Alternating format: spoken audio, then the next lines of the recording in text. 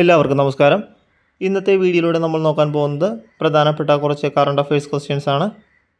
ഒന്നാമത്തെ ചോദ്യം, 2026 ബ്രിക്സ് ഉച്ചകോടിക്ക് വേദിയാകുന്നത് എവിടെയാണ്? 2026 ബ്രിക്സ് ഉച്ചകോടിക്ക് വേദിയാകുന്നത് എവിടെയാണ്? Answer India. ഇന്ത്യയിൽ വെച്ചാണ് 2026 ബ്രിക്സ് ഉച്ചകോടി നടക്കാൻ പോകുന്നത്. 2025 67ാമത് സംസ്ഥാന സ്കൂൾ കായികമേളയുടെ ഗുഡ്വിൽ അംബാസിഡർ ആരായിരുന്നു? 2025 67ാമത് സംസ്ഥാന സ്കൂൾ കായികമേളയുടെ ഗുഡ്വിൽ അംബാസിഡർ ആരായിരുന്നു? ആൻസർ കീർത്തി സുരേഷ്. കീർത്തി സുരേഷ് ആയിരുന്നു 2025 67ാമത് സംസ്ഥാന സ്കൂൾ കായികമേളയുടെ ഗുഡ്വിൽ അംബാസിഡർ. 2025 ഡിസംബറിൽ നാവികസേനയുടെ വലിയ ആഘോഷമായ നാവികസേനാ ദിനത്തിന് വേദിയാകുന്ന സ്ഥലം എവിടെയാണ്? 2025 ഡിസംബറിൽ നാവികസേനയുടെ ഏറ്റവും വലിയ ആഘോഷമായ നാവികസേനാ ദിനത്തിന് വേദിയാകുന്ന സ്ഥലം എവിടെയാണ്? ആൻസർ തിരുവനന്തപുരം. തിരുവനന്തപുരത്തെ ശംഖുമുഖം കടപ്പുറത്ത് വെച്ചാണ് 2025 ഡിസംബറിൽ നാവികസേനയുടെ ഏറ്റവും വലിയ ആഘോഷമായ നാവികസേനാ ദിനത്തിന് വേദിയായത്. 2025 ഒക്ടോബറിൽ ഗുരുദേവ സർവമത സമ്മേളനം നടന്ന രാജ്യം ഏതാണ്? 2025 ഒക്ടോബറിൽ ഗുരുദേവ സർവമത സമ്മേളനം നടന്ന രാജ്യം ഏതാണ്? Answer Australia.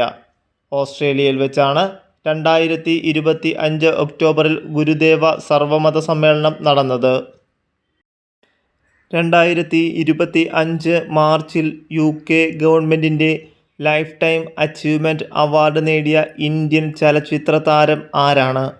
2025 മാർച്ചിൽ UK ഗവൺമെൻറ്റിൻ്റെ ലൈഫ് ടൈം അച്ചീവ്മെൻറ്റ് അവാർഡ് നേടിയ ഇന്ത്യൻ ചലച്ചിത്ര താരം ആരാണ്? ആൻസർ ചിരഞ്ജീവി. ചിരഞ്ജീവിയാണ് 2025 മാർച്ചിൽ UK ഗവൺമെൻറ്റിൻ്റെ ലൈഫ് ടൈം അച്ചീവ്മെൻറ്റ് അവാർഡ് നേടിയ ഇന്ത്യൻ ചലച്ചിത്ര താരം.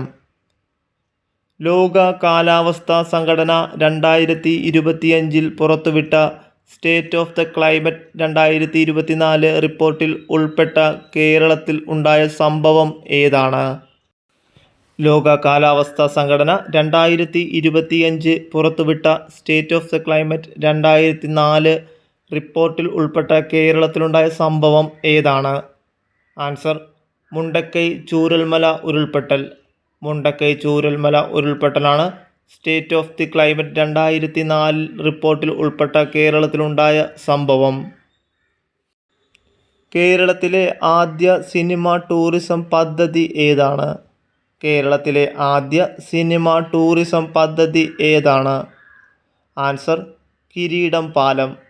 കിരീടം പാലമാണ് കേരളത്തിലെ ആദ്യ സിനിമ ടൂറിസം പദ്ധതി.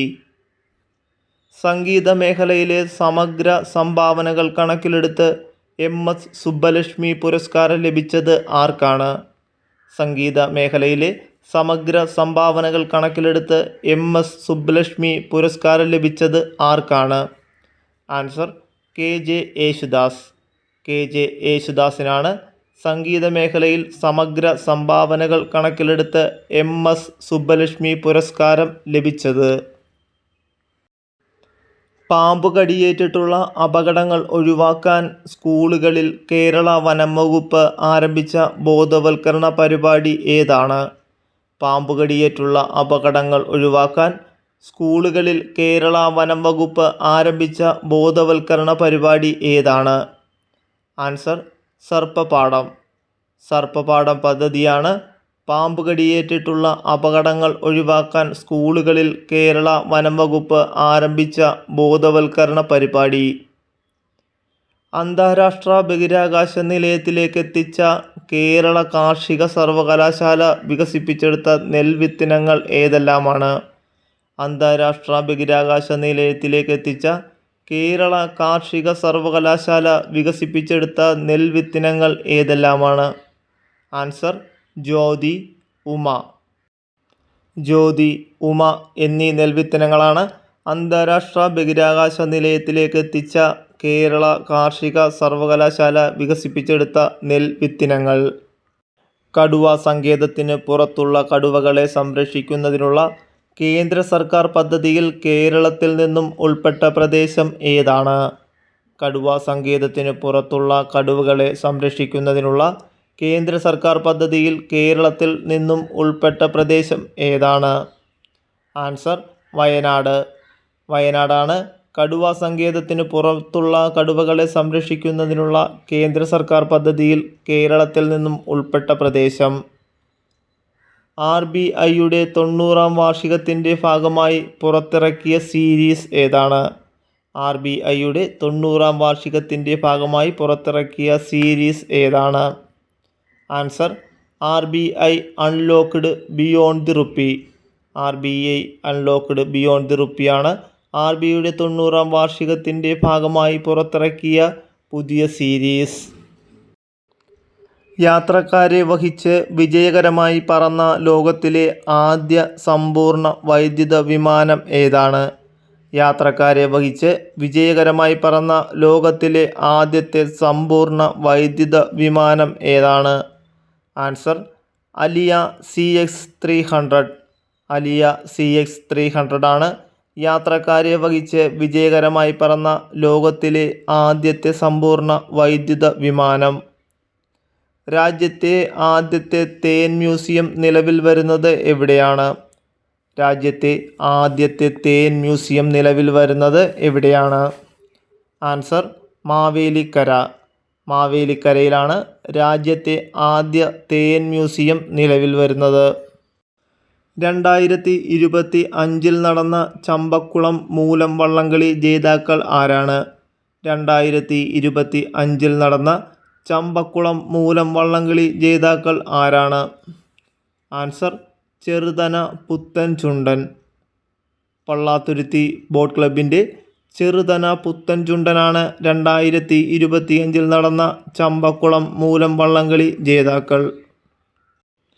നീതി ആയോഗിൻ്റെ 2025 പ്രസിദ്ധീകരിച്ച നല്ല ആരോഗ്യവും ക്ഷേമവും എന്ന സുസ്ഥിര വികസന ലക്ഷ്യ സൂചികയിൽ കേരളത്തിൻ്റെ സ്ഥാനം എത്രാമതാണ്?